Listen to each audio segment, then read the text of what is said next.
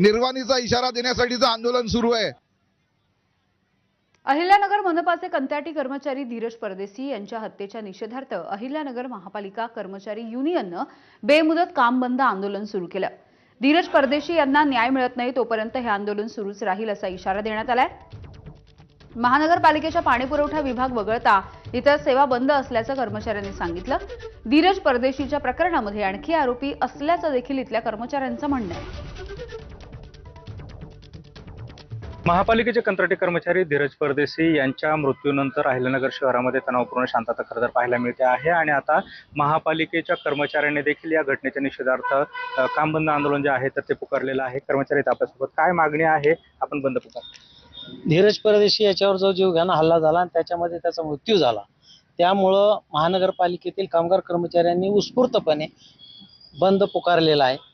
युनियननी त्यांना पाठिंबा दिलेला आहे कर्मचाऱ्यांना की तुम्हाला नाही यायचं नका, कारण कुठलाही कर्मचारी आज पालिकेमध्ये कामासाठी हजर झालेला नाही आणि बेमुदत बंद हा पुकारलेला संघटनेने पुकारलेला होता, त्याला सर्व कामगारांनी साथ दिली, त्याबद्दल मी सर्व कामगार बंधूंचे आभार मानेल आणि शहरातील सगळ्याच नागरिकांनी सुद्धा आम्हाला सहकार्य केलेलं आहे। या बंदमध्ये कुठलाही नागरिक असं काही बोलत नाही की आम्हाला ही सुविधा मिळाली ती सुविधा।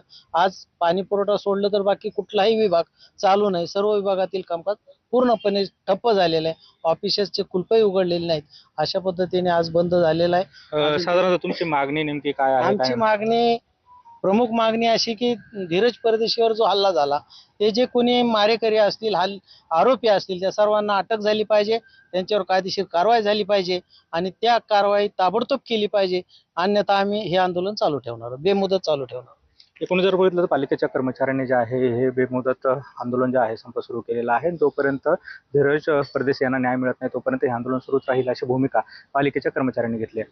सुनील भोंगळे, एबीपी माझा, अहिल्यानगर। तर अहिल्यानगर महानगरपालिकेचे कंत्राटी कर्मचारी धीरज परदेशी यांच्या मृत्यूच्या नंतर हिंदू